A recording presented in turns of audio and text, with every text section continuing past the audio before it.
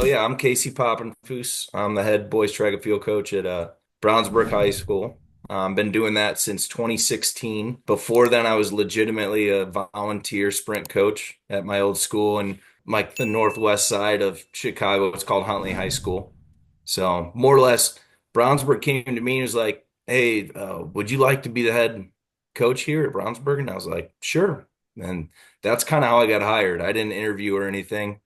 So I actually came initially to be the defensive coordinator, which I still am for the football team. So kind of all started there, and we were really bad when I started. I think we tied for last in the conference meet, and I think we scored one in the at the state meet. I think our discus throw through and took ninth. So I think we scored 1 point. I can remember there was a Cascade coach at the time who he tweeted something out that year after the state meet about, how in the world, people wonder how Cascade can be better than Ben Davis and Brownsburg and all these schools. He threw our name in there, them being better than us, because they had a really good 4x4 at the time. They had, I think his name was, gosh, I think it was Ben Johnson. I don't know, remember what his name was, but a really good 400 runner too. I think he was runner up that year. And I'm not gonna lie, that fueled me.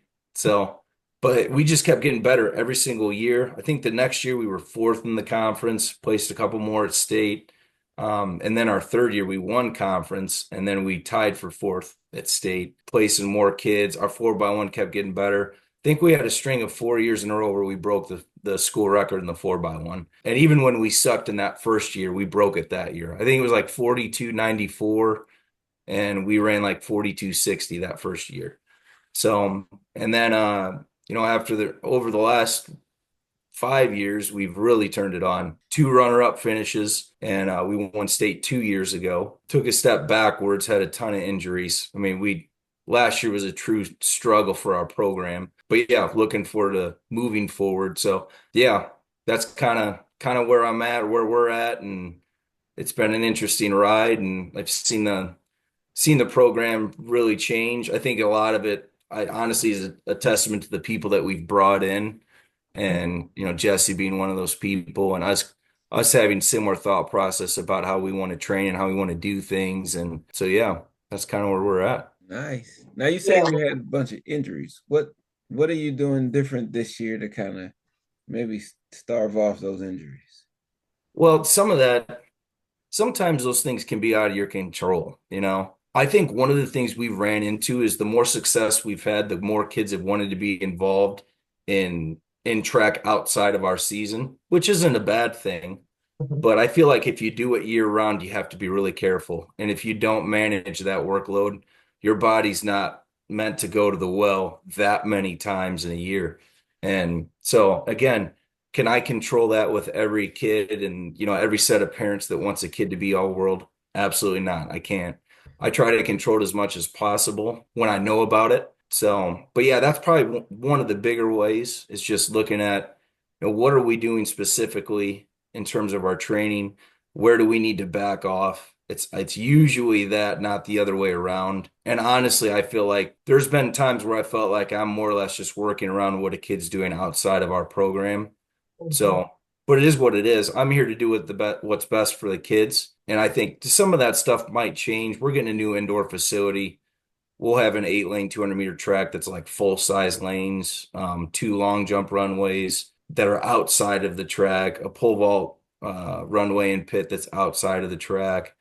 I mean, it's going to be unbelievable. I mean, it'll be the eighth wonder of the world. So, I mean, if you're a kid with the success that we've had and that facility, if you're a parent and you're a set of parents and a kid that think they need to look elsewhere for in terms of what they're doing, I don't know. I wouldn't think that's real all that intelligent, but that's just my thought. So Well, since you mentioned such a facility, we are looking for a facility for a meet now. I know that. Yeah, yeah. Yes, We'll be having plenty absolutely. of those.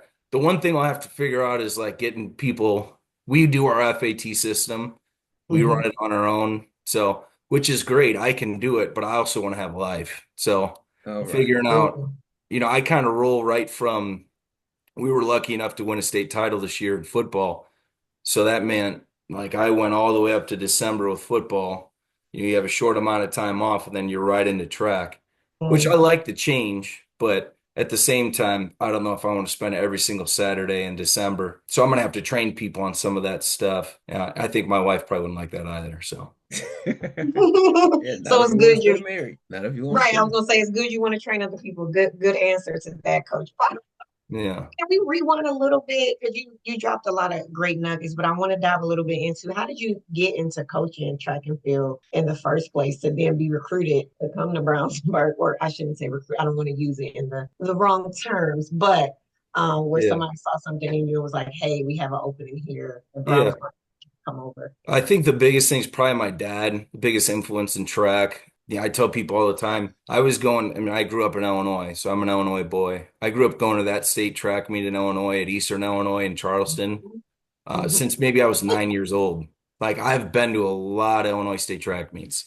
So like we used to leave there, they do it a little different. There's prelims on Friday, finals on Saturday. Yeah. So we would leave on, sometimes we catch prelims, but a lot of times we just leave on Friday after school, stay in a hotel, and then be there the whole day Saturday. So my dad kind of instilled that in me, just the love for track and field. Competed in it throughout high school. Was like a 400, 800 dude. My dad was my coach. We did a lot of crazy things. But yeah, my dad was my coach. I also played football. I played football in college. That was probably my first passion, my love. But I also really love track. So I would say it's kind of our family sport. My older brother coaches with me. My younger brother threw was a state champion in Illinois. He threw at Auburn, was an SEC champion.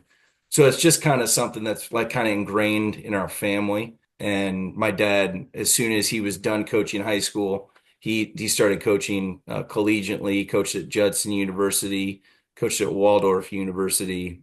Sadly passed in 2023. But yeah, I would say that's kind of where it started. And when I actually went to Huntley High School, came back there to coach football and track. I was just a volunteer coach. They didn't have any money, but I wanted to be involved. Those people had coached me. So I learned a lot in that process. And yeah, and more or less when I came here, I think that first fall went so well for us in football that um, they thought that that'd be something they wanted to add me in.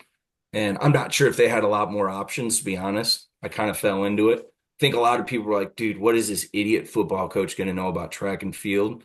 When in all honesty, like I've always cared and I want to be a head football coach one day and I will always be involved in track. No matter what, I will always be involved in track. I know the importance of it and I love the sport. Yeah, I like that. Like, well, we have a similar background. I'm from Illinois also. Where are you from in Illinois? Bloomington Normal.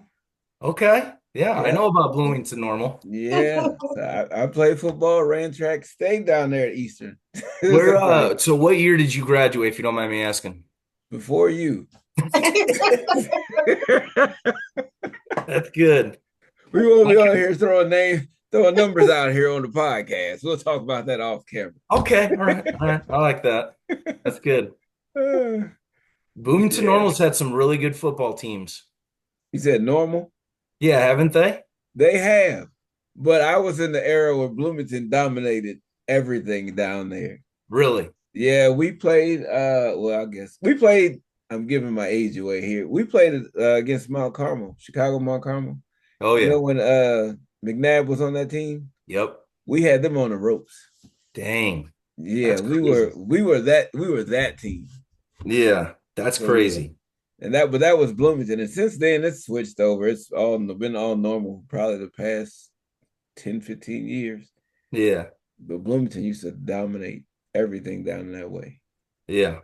Yeah. That's nuts. Yeah, Yeah, we I'm a had a little bit bunch of north people of going you, but all not over the too place. far. What's that? I said I'm a little bit north of you in Huntley near Elgin, but I'm not too far. No, yeah, right. I knew where you were. Yeah. So cool. Oh, it's a small world. That makes it, yeah. I think, well, this platform allows you to be able to show, like, maybe where people have to, like, what does he know about track? And so being able to share, like, it's been ingrained in who you are. Like, you've been a part of Yeah, it since you were younger and you were a two-sport athlete. That's really cool to be able to share that on this platform so people can get to know you beyond your athletes, right? They know that, for but other sure. athletes and other teams and coaches get to know you from that space. So what would you say? I mean, it's clearly been an evolution of the team, how they used to score, how far they used to go as a team, and the evolution of that. And so, what would you say has been one of your core philosophies to your training and your program? I'd say probably in terms of the program, something I like to say early and often is, man, we don't need to take a backseat to anyone. Like that's not a process that you should operate in. And obviously there's going to be people that are better than you sometimes, but that should never be your thought process or expectation. Whatever you think you can do, typically you can do 2 to 3 times that amount. Like you are far more capable than you know. And I would say like as our stat, when I talk to our staff, when I talk to our kids, our goal is always to maximize our potential. And we have different ways of doing that. And training philosophy wise, I'd say we're very very much so speed based. I work with the sprinters, work with the hurdlers. Yeah, like that's probably the foundation of what we are. Our distance programs come a long ways. I don't have much to do with that. Coach Ladd has done a great job. They were third at state this past year, so they've really come along. I think just learning how to compete at that level. I felt like when I came in, Brownsburg did have some good athletes. Like they went to state and they'd have like Hari, I don't even know his last name, but he was a state champion. They were always in the running in the 4x4, but they just had pieces, right? Like it was a dude or two dudes, and then everybody else just put those two dudes up on a pedestal, and Mhm. it's like, well, then you just want to be peasants, man. Like what? At what point are you gonna not allow your like what at what point are you gonna take the reins and be the dude? So I think one of the big things for us, my first year, we had a sophomore named Bryce Kurtz. Kurt's family's unbelievably talented. He ran in the 48s as a junior, was just a real stud. And so he was always our fastest kid early on. Well, I had a kid in the same class that really came on as a junior and then even as a senior. And that kid beat him a couple times his junior year. And that changed the whole out in my mind for our sprint group. That changed the whole outlook of the group. Like, hey, dude, like if you don't pick it up, someone's gonna pass you up. Right. And so I felt like that competitive piece, Mhm. kids compete really hard to be on our 4x1. Like there's a list of like 15 kids that are trying to get on that.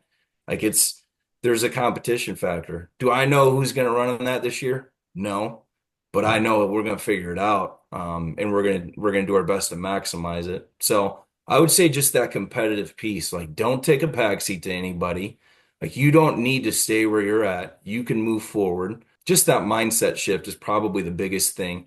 We'd probably train similar to a lot of different people. I mean, we are more speed based. We don't jog. We don't do stuff like that. But that's not, I don't know. You can have a lot of different ways to get to the end goal, right? Like I think people get really caught up in how it's done. And, I might not do it a certain way. I grew up running, like I said, the 400, 800. And my dad, dude, we'd go out to the track on a weekend and we'd run 300s till I puked. And that was like our workouts. Like I was in that mindset. Yeah. But as a football player, that did not help me be a better football player. Like Mhm. I lived in a constant state of fatigue. I was in great shape, but I wasn't as fast as I could have been. Mhm. So in my mind, that kind of helped me gear how I kind of made some changes. Mhm. And he obviously evolved too as he got deeper into coaching, but changing a little bit more speed based, power based, thinking about acceleration, thinking about quality over quantity. Those are the things that are probably more important to me than when I was trained, if that makes sense. And that's because I was trained that way. So. Right. I got you. Well, with being trained like that, how do you mix in the technical components? Like with the hurdles, the jumps, that type of stuff. I mean, it sounds like you got a strong foothold on the speed part, which translates across everything in track and field. Yeah, But I'm just wondering, like the balance with the technical components. it's hard. I mean, that's probably, we have a lot of kids too. That's probably one of the harder pieces for us to figure out. One, you got to have a lot of coaches to help. So that's a huge key. The one thing for me that's helpful is I'm in the weight room all day, and we have a 4-lane track that's about 49 yards. So I mean, I worked with hurdlers today. Like during class, hey, the last 15 minutes a couple times a week, we're going to work on this. So I'm able to get that work in class, and obvious like even me being the head coach, like having a different aspect in their training, like I'm extremely involved. I think that's one way that's been helped. But like I said, it's not a perfect science. I mean, I share our high jump coach. He's also the head unified coach. He's a great high jump coach, but I mean, he's got a guy that kind of helps and fills in with him. The 4x1, a lot of stuff like block work and relay exchanges, we try to find ways to work that into our sprint practice as much as possible. Because you're right. I mean, there's an aspect of speed, but there's also the technical aspects that you absolutely have to do in order to be great. Can't always mix speed with the beginning of technical. Just turns Yeah, into a mess. for sure. No doubt. Yeah, you can, especially in the hurdles, man. Oh yeah. So I had plenty. I tell kids all the time on the back track, like, we had a kid who was a 5-time state champion, John Colquitt in the hurdles. He won 2 years in a row. He won both sets of hurdles and he won the 4x1 one year. And I tell kids all the time, like, especially new ones trying to learn how to hurdle, dude, you're gonna fall. Like you Mhm. just you need to be okay with the fact that at some point you're gonna fall. John Colquitt on this track before his senior year fell. So if he can, you can. Like you don't be embarrassed by it, more or Right. less. Not a good hurdler until you fall a few times. Dude. Yeah. Well, sometimes you fall a couple too many times, they might not want to be a hurdler Yeah, anymore. yeah. That's when yeah, might need to exit stage left. Or the before and the after is always a positive. Like, look what you were doing when you first started. Right. This is what you do now. Mm. How would you say you cultivate a strong team culture when, this is a sport that can be very individualized? So how have you ensured that there's team camaraderie? Yeah, I think setting goals. The conference meet is a big meet for us. Obviously, the state meet's a big meet for us, but you have to talk about those things like the team aspect of it. Coming from football, I think that helps. I personally believe football is like it's like the number one team sport. There's just so many aspects. But I also feel like when you can get that team aspect in the individual sports, that's when you have great teams. Like I look at our Brownsburg's wrestling team. Dude, Brownsburg's wrestling team, they show up, they just beat whoever. Like it's just gonna happen. Like they're gonna win state. But no shocker there. They're gonna win. So, but they have that team aspect. They care about that. Like they're doing something for more than just their individual selves. So there's a selfless piece to it. I will say it's harder the better your kid, like any set of kids, or the better your kids get, the harder it is to keep them humble and the harder it is to keep them focused on that team aspect because the more it just becomes about them. Right. And that's been a struggle. I can't lie. That's been a Mhm. struggle. So, but that's where you got to challenge people as a coach and say, dude, what have you done to help anybody else here? Like, who are you bringing along with you? Like, when you leave, who's going to remember the lessons they learned from you? You know what I Mhm. mean? How are you going to affect people after the fact? But yeah, just having those conversations and not just I think the other aspect is not just focusing on the best group and knowing the kids should know that you care about them and you should care about them. So like that's probably another thing. It's really easy to like pour all your energy and your time into the very, very best kids.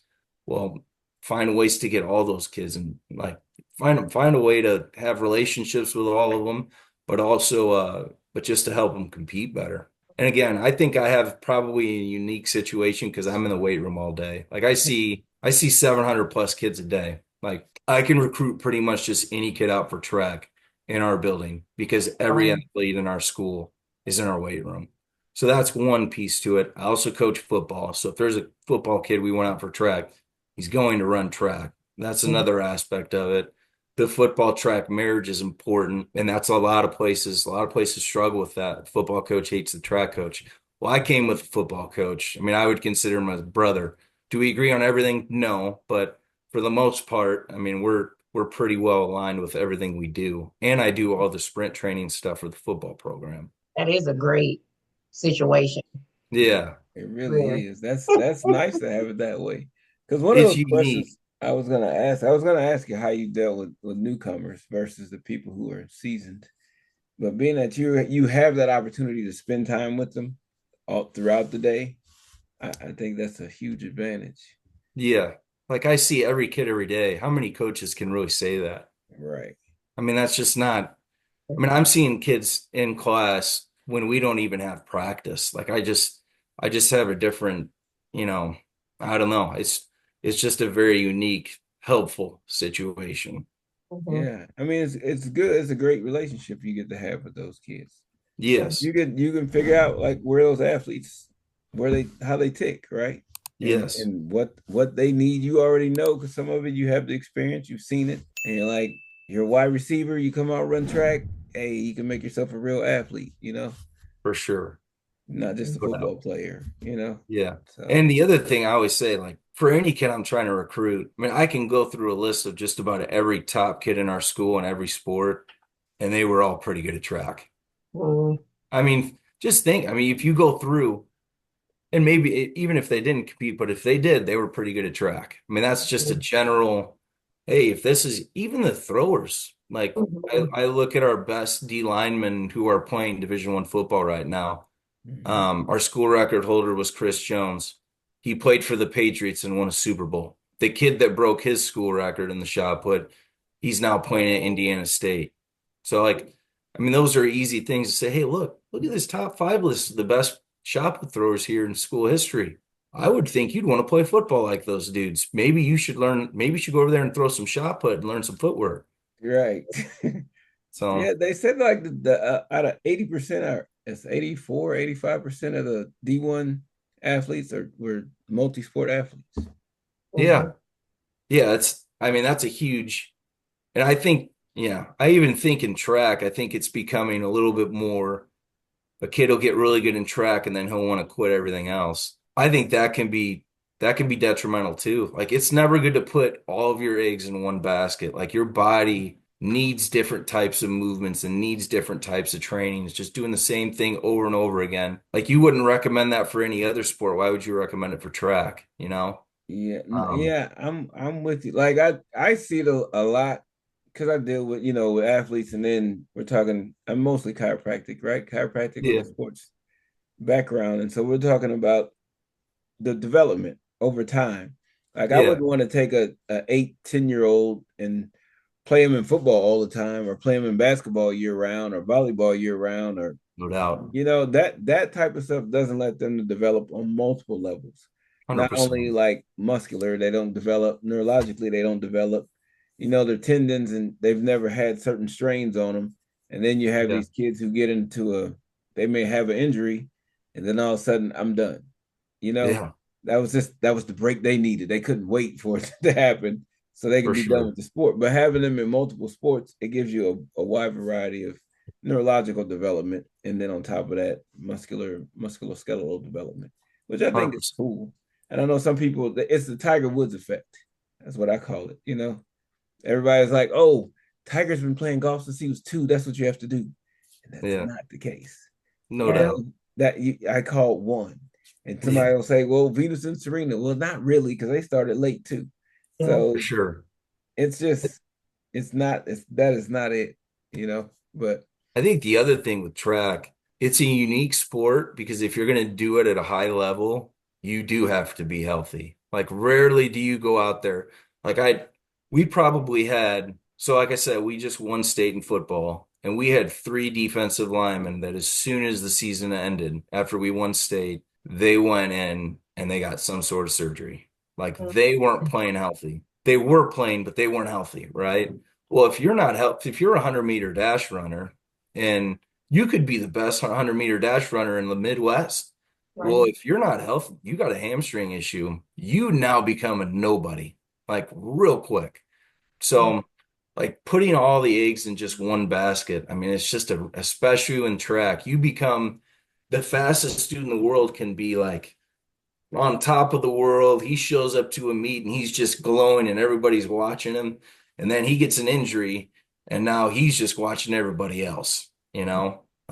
So I think track's a little bit unique in that situation. Like you don't really, you're not really going to be able to compete without being healthy. How would you say, I mean, because you, like you said, you have a unique situation, and so you're able to see your athletes throughout the day. How do you help them balance their academics with, they could be involved in multiple schools? Yeah. Yeah, that's a tough one. I think it helps that I think our school in general is pretty strong academically, and we have certain things set up. And this is not even me, but like our Wednesdays.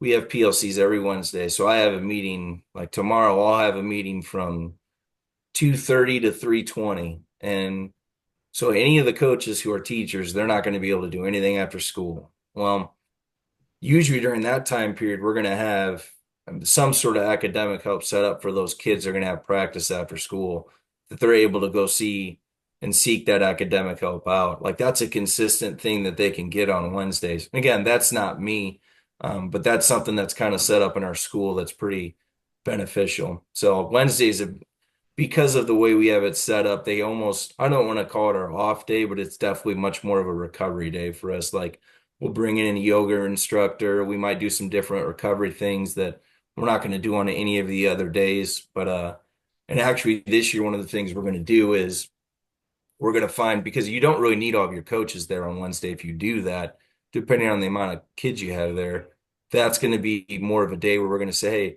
we're going to use our coaching staff to go to the middle schools and create some connections with those coaches and also those kids so that we're on the same page. So when they get to the high school, we're speaking the same language. Great strategy. Yeah, I Yeah, see I that. mean, well, it's funny. Like one of the things I know of an Avon North middle school coach. His wife coaches in or his wife teaches in Brownsburg schools, and he's their high jump coach, and he does a really good job. Well, guess what? He's doing a good job at that middle school. And when those kids get to high school, they're really good at high jump. I mean, they're getting taught well at a young age. And a lot of times, middle school coaches don't even have the tools to really do that. Like they just don't know. And then it just becomes babysitting. Mm, And so we're going to try to prevent that as much as possible. Hey, that's a way to build a program for real. yeah, for You know, sure. Yeah. bringing that middle school.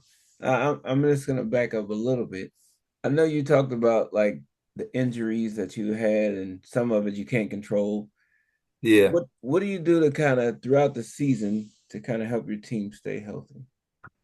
I Like think, I like the yoga. I like that, you know, yeah. and stuff like that. Is there anything else that you like recommend that they do or keep on? Yeah, so we have, I mean, we'll send them to like the recovery room. We'll do different things like that, which is more or less a room where they can do, I don't know, like 4 or 5 different ways, cryotherapy, stuff like that. I like to mix up what they do events wise. I don't like them getting in the habit of just doing the exact same events all the time. I like there to be a progression in terms of what they're doing. And sometimes you can't completely do that the way you want to, but I don't want to roll them out there on the first meet and run them in 4 events. I don't do that hardly with any kids. Like if I have to do that, I go to that well very rarely. Like if I have a stud kid like that 5-time state champion, like he was a 4 event kid, right? Well, he didn't run in 4 events. I mean, he probably ran in 4 events at sectionals, regionals, and state and conference. Like those are the 4 meets that he did that. Now he'd run in 3, and we would mix up some of the different things that he did. So like maybe he's not going to long jump today because he was also a long jumper. Maybe he's not going to run the 300 hurdles today. Maybe he's going to run a 4x4 today instead of the 110s or something like that. But mixing it up and keeping it fresh, I think, is a good thing rather than just having them do the exact same thing all the time. And then figuring out, like having a plan for kids in terms of a progression of things that they're going to do. So you don't just roll them out the very first meet and they're going to run, you're going to run the 4x4 and the 4x2 right away at the first indoor meet. Probably not going to do that with every kid. Not everyone has that ability to do that. For us, we have so many kids, and there's so many kids that I like to see run that I don't get to see. So Mhm. early on, I try to get as many kids involved as possible. So we probably have kids in less events because of that, if that makes sense. Like we'll bring more to a meet, and that'll, I mean, for us, that's kind of my way of figuring out who's going to be a dude. Love it. So, how have you handled the recruitment process for your athletes? Again, you have a unique situation, so you're getting pulled from every side and you have a lot of experience and exposure to what worked and what didn't. So, how do you help your current athletes navigate the recruitment process? Yeah, the beauty of recruiting for the most part is if you're really, really good, you're going to get exposed to the big time coaches. one of the things I like to do is I kind of make a recruiting profile for the kids that are really interested. So if a kid comes to me and says, "Hey, I want to run track and field in college," and it's nothing crazy, but I'll put together, I'll have their picture on it and everything else. So I'll have their best times on it. I'll have all of their contact information, their academic stuff.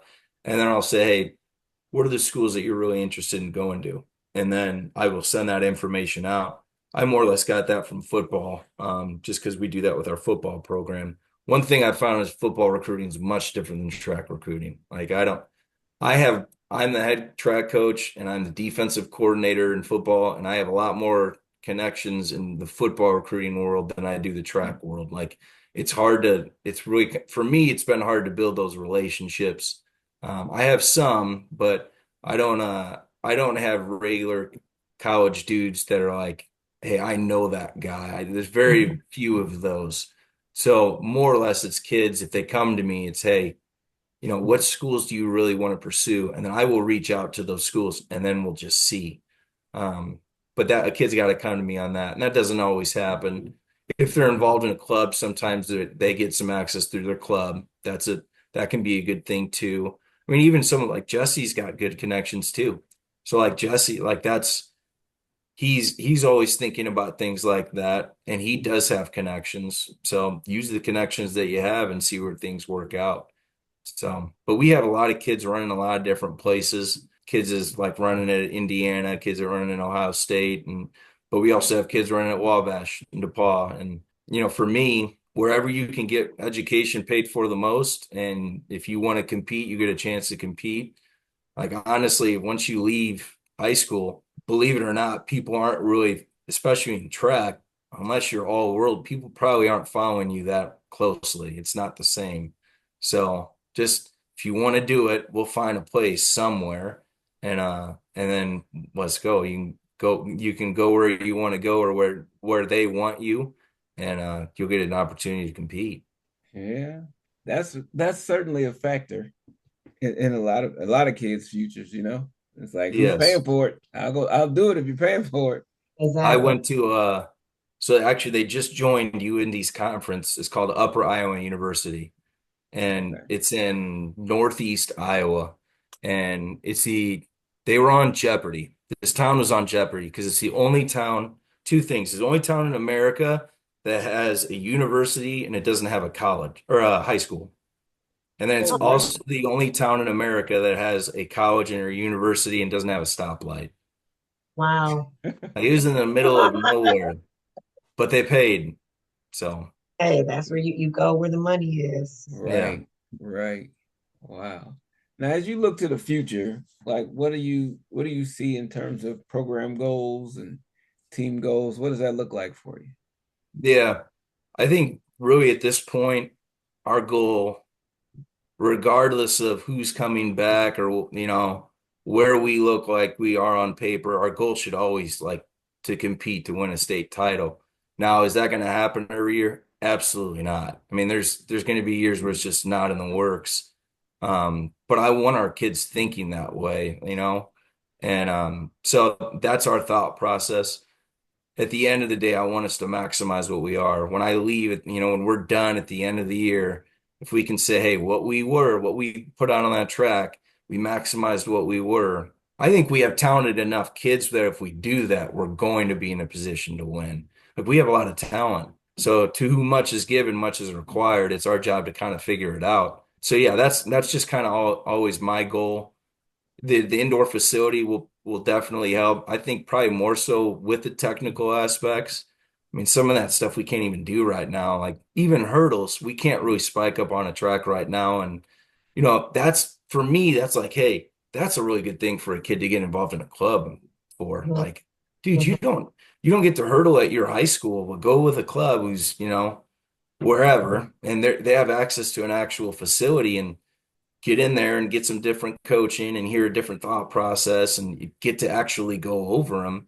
We'll send kids to the Wabash meet, the Sprinter Showcase on Saturday, and the first time the first time they'll be going over a full size hurdle on a track spiked up will be Saturday. So, but yeah, I think the indoor facility will help. Like we'll be able to long jump, high jump, do everything, pole vault. And so I don't know. I just want it to be something where it's like a true program deal, and it's never, hey, they were good for like a good 4 year stint, and then they kind of tailed off. I want to, I would like to think our kids think this too, is like our names are always we're always in the mix, and that might not work out, but we're always in the mix. We always got a shot. Right. It's like you said, getting into the mindset to compete. And so that's already helped change the thought process for your athletes. So that's cool. Yeah. So, coach, if we were college recruits, who should we be on the lookout for this track season? DeAndre Cooper's probably our best sprinter. He's a kid, again, ran in the 10.6s as a sophomore. Last year was hurt. I mean, he got hurt in January, and he was never healthy all year. Now he ran towards the end of the year, but I mean, he even make it to state. Like it was just one of those years. So I would say he would be one. He'll run the 100, 4x1, 200, maybe even some 4x4s. He'll be a good one. Ian Baker, he's our miler, 2 miler, 800 guy. Tyler Kersey, Toby Sinai, our shot putter. I think he's already thrown 55 feet in the meet. He's ready to roll. I mean, they were supposed to have a practice, last week, and they had to cancel it because the coach had something going on. And he's like, I need to practice today. I'm like, dude, you do not need to practice today. He's like, okay, well, I need to practice tomorrow. Like he's bugging me about getting the work in. Like he's ready to rock. So I think our throws group will be much improved. Jackson Pearson, he broke our 200-meter dash record, freshman record. I think he ran 22.3 last year and like 11.1. He's a sophomore this year. I think he's got a lot of promise. Isaiah Billups, same thing, ran under 11 seconds last year, ran on our 4x1. Our 4x1, we were missing Dominic Calhoun, who's a 200-meter state champion, and had been our anchor in our 4x1. So he was hurt. He never ran. And then it was DeAndre pretty much on like one leg. And then we lost Josh Handy in the regional for a hamstring. Like it was just literally anything that could have gone wrong went wrong for us. But without those guys, they were still able to take sixth at the state meet, which is like for me, that was pretty cool. Like for that group, who they were to do that, I think that speaks well of the competitiveness of the group. But yeah, I think like I said before, there's so many kids and there's a lot of potential. It's just figuring out who wants to compete and who's really going to take it seriously and who's going to live it. Like past the 2 hours that you're at practice, who's the kid who's going to take care of himself for the other 22 hours of the day on a consistent basis, to make sure that they stay healthy, but that also they can continue to improve and perform well. So I'm looking forward to the year though, for sure. I think Jesse is too. Yeah, we know Coach Jesse is too. Yeah, the girls' side's loaded. Yes. Yeah, So we know. Definitely know. did We he tell definitely you? know, Coach. Look, We coach girls, so we know. Yeah, we already know. Yeah. which is cool to me because that for them, I mean, they've had a couple and they've been better, obviously, since Jesse's gotten here, even. Mhm. But Absolutely. now I feel like they're legit. Like they're legit. Like I show up into a class and we're doing a workout and I'm looking around and there's like 6 or 8 girls. I'm like, all 8 of these girls have a chance to be really good. So it's Love it. cool. All right. Well, Coach Pop, we appreciate you spending some time with us. Yeah. Yes. Thanks for having me. Yeah, Yes. thanks for Oh joining man. us. Hey, Really. anybody who Jesse's a friend of is a friend of mine. Oh, thank you. I think very highly of him. I don't know. Same with Albert Vinson. Like, Yes. dude, that Absolutely. dude, I'll put him, we put him at the end of the track and we get him set up on the blocks. And Yes. since I've had him, I don't Yeah. even, if there's an issue, I just send him to him. Yeah. He's gold. Like you got to know who you like, know who Yeah. you are, and know who you have. Like, Mm-hmm. Yep. so, Mm-hmm. and I don't know of very many people who are that old that work that hard. Yeah. Yeah. Yeah. For sure. Yeah. He's For sure. definitely a jewel to have. Yes, Literally. he is. Yeah. He has worked with so many. Yes. Right. All right. Well, you have a good one, Thank Coach. you. Thank you so much, Coach. Yep. Thanks for having me on. Appreciate it. Yeah.